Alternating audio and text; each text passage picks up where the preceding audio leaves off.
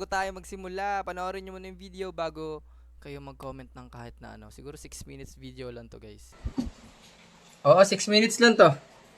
Yeah, 6 minutes lang. Back to the video. FIFA World Cup. Sinabi sa akin sa kontropa kagabi. Nakita niya daw tong post ng FIFA World Cup, guys. Yan, nakalagay ay Buhay ID Carrera. So, syempre, tiningnan ko kaagad yung comment. Makikita mo dito, guys. Ayan, huwag mag-alala, Buhay ID Carrera. Sabi ng Bini, sabi rin ni si Mika mismo, Slay, di ba? Angas. Habang binabasa ko yan, marami nag-comment dito, guys, mga verified account pa. Pero alam mo yung kada ano ko dito, tawag dito, kada scroll mo, makikita mo dito may comment. Magtataka ka rin kung bakit, 'di ba? Parang ano ba connect ng Bini or OPM or Pilipinas sa FIFA? Wala nga tayong representative sa FIFA World Cup, 'di ba? Ayun, so nag-research ako, tiningnan ko kung ano nga ba, kung ano pwede nilang dahilan ba't nila to ginagawa. Ayun, nakita ko agad dito sa mga comment. I think naka-localize ang post na ito. Then for other countries, iba din. Ayan, nakita ko dito. Puro Pinoy mga likers at commenters dito. Maaaring mali ako pero baka sa Pinas lang naka-post ito. At yung iba, pag naka-Tagalog na post nila. Iba pang Tagalog na post nila. So, sabihin nung iba dyan, baka hater ka lang or alam mo yun, hindi hini-hate mo lang yung Bini, yung group, wala kang suporta. Di ka ba naniniwalang pinost talaga ng international or FIFA yan? Sobrang laki ng FIFA, guys. World Cup. Mas malaki pa siya sa NBA, mas malaki pa siya sa Super Bowl ng NBA o ng Amerika. Kaya mapapaisip ko talaga bakit, di ba? Actually, nung tiningnan ko to, akala ko kailangan nila ng mga likers. Like, kailangan nung, kasi mga Pilipino, chronically online tayo. Pero pag nakita mo yung iba nilang post, 45k, 500,000, 100,000, 72k, 52k, alam mo yun, hindi nila kailangan itong like nat sa post about sa Bini 33k. Malaki din. Pero kung ikukumpara mo, hindi nila kailangan kumbaga ng likers ng taga Pilipinas. Ay hindi rin nila kailangan ng mga followers, 54 million, 54.6 million followers nila. So paisipin mo bakit? Kaya yun, nagtanong-tanong ako. May tropa akong tinanungan sa taga Canada. Tinanong ko nga, guys, kung totoo ba na kung nakikita nyo ba, kasi nabasa ko sa Reddit nga, could be a geo-targeted post, so what you see depends on your location. So since nasa Pilipinas tayo, yun nga, parang ad nakaano lang sa ating, customize lang, nasa Pilipinas lang siya makikita. Taga Canada yung tropa ko, sabi ko, pre-check mo nga tong post ng FIFA World Cup kung makikita mo itong mismo yung Buhay ID Carrera na to.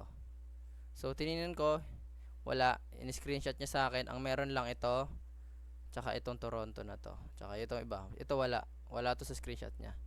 So kaya makikita niyo sa screen yung screenshot na galing sa tropa kung taga Canada. Nandun siya sa Canada ngayon. Sa Reddit din sabi dito, geo-targeted ad nga. Di ko makita kahit na-click yung link eh. Facebook gives pages of international brands organization the ability to create specific posts for audiences in different countries. The FIFA World Cup posts in the Filipino are being shown only to users in the Philippines, but users in other countries may see different captions and or different posts altogether. Facebook naman, guys, kung makikita nyo, ito yung logo, custom. Ayun nga sinasabi nila, geo-targeted. Sa Pilipinas lang to or bilang na bansa. Pero sa case na to, sa Pilipinas lang to nakikita, itong post na to mismo.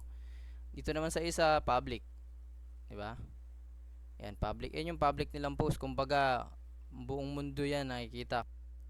Ayun, tama nga yung mga sinabi sa Reddit, yung mga nabasa ko rin dito sa Instagram, 'di ba? O hindi lang kasi yung Bini yung ginawa nila nito, ito rin, ikaw ang hantungan. Hindi naman ako andito para sirain yung trip ng mga Blooms. Fan din ako ng Bini. Nakikinig din ako ng mga kanta nila paminsan-minsan. Sobrang lupit nila mag-perform, lalo na sa Coachella nila last month, 'di ba? Sobrang angas. Hindi lang si Justin Bieber yung inabangan ko doon, pati sila represent nila yung Pilipinas, no? O hindi ako dito para mang-hate. Andito lang ako, guys, para kahit alam mo yun, gusto ko lang sigurong huwag tayo agad maniwala, lalo na sa mga alam mo yung brand pa rin kasi yan. Gusto lang talaga nila ng atensyon. Siguro hindi naman talaga tayo target ng FIFA. Siguro interesado lang sila sa market natin dito kung gaano tayo ka-addict sa internet. Nung una nakita ng tropa ko to, or ako din, masaya ka kasi parang na-recognize nga yung Pilipinas. Pero malaman-laman mo, sa Pilipinas lang din pala pinost. So, hindi ko naman sinasabing wala lang yon na parang baliwala. May something pa rin doon. At least alam ng FIFA. Aware sila kung ano yung trending dito sa Pilipinas. Bini, yung kanta nilang, yan, Buhay Di Carrera. Pero, ang iisipin kasi ng mga Pilipino doon, pinost siya sa buong mundo. International. Di ba? Makikita siya sa Amerika, sa kung saang bansa man, Russia, Germany, kahit saan, Finland, Sweden, Japan, Korea, 'di ba? So, pero hindi pala yun yung totoo. Sa Pilipinas lang pala siya nakikita. So, yung expectation pag nalaman mo medyo hindi siya maganda para sa akin. Hindi siya kailangan mo rin tingnan kung ano yung totoo. Ina-expect mo international siya eh. Pinost siya, 'di ba? So, yun lang, hindi ako naging hate. Huwag niyo akong tawag dito, huwag niyo akong atakihin, Blooms. Masakit umasa sa wala, katotohanan na magpapalaya sa mga matang nabulag ng maling akala. Like and subscribe, B2B out. Peace.